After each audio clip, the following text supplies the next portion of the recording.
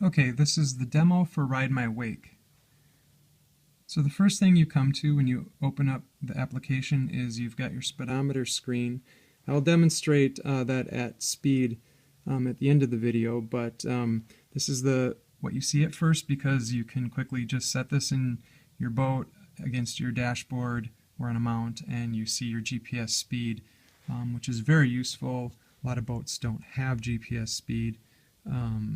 And so that's the handy thing right away.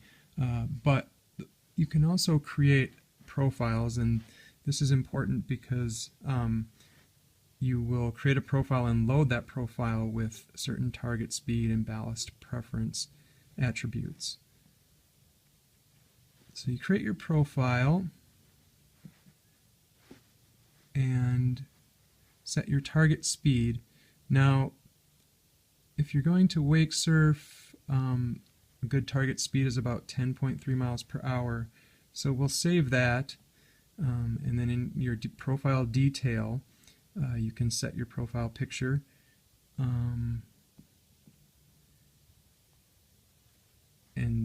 then that's the picture for your profile. If you want to view it zoomed in, you can tap the picture itself. You can also set your picture from the My Photo button, and you can of course go back and edit that profile, make changes, and then when you're going to have that person ride behind your boat, you load their profile and it comes up on the main screen. And one of the big things that came out of our beta testing in the field is our testers really liked this record rider session time feature. So once the person jumps in the water, you tap the on switch and it starts recording the time for that session. And in the profile for that person, it will list all of the recorded sessions. It'll give you total hours of all their sessions that are in there, and of course you can delete them. So I'll create two different sessions in there just to give you a view of that. If you want to delete them, you slide and do that. A lot of the dads out there that were testing for us, they thought this was really great because they have kids that argue over who got to ride more than the other, and this kind of lets them keep track of that and say, oh, you rode this many minutes and so did your brother or sister.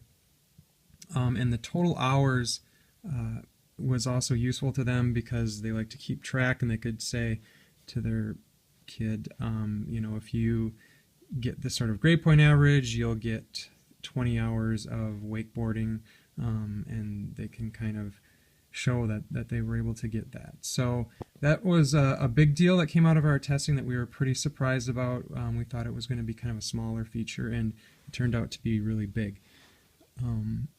Now, if somebody's about to set up their ballasts in their boat for their riding session, they can go to this ballast setup page. It keeps the loaded profile in there because some people have different preferences for their wake shape. If you are going to wakeboard, usually you'll want a balanced ballast setup on both sides. And so what we recommend people do is they set the bottom of the phone down against a horizontal surface in the boat. We like the spot right behind the seat. It's nice and flat. If they're going to wake surf, it seems that 6 degrees is about perfect for getting a good wake on one side of the boat. Now when you find that spot, you can tap the Store It button and it will store that setting for you, so the next time you go to fill your ballasts, you are guided by colors. If you go too far, you'll see red, and if you've got a long way to go, it'll be green, but it'll guide you into the right angle. And we found that this really helps create the same consistent shape of your wake to what you like. And also the rear tilt is added in. You can lean this against your dash at the same spot or have a mount, and it'll show you if you've got too much weight in the front or back, especially for wakeboarding. If they have too much weight in the back, the wake becomes short and doesn't extend back far enough behind the boat, and riders can't do the tricks that they. Okay, another feature that we added in was the fuel entries. So when you stop to fill up your boat, you can create a new fuel entry. You enter in the cost and the gallons. It's pretty quick and easy right off of the gas pump. And then you can also enter in the place where you filled up. And it adds an entry, keeps running total, and calculates your price per gallon. And people found this to be very useful because you can keep track of how much you spend total in a season for gas, and also users find that they can see how much they used up in their last session, and they can go back and look at the session times.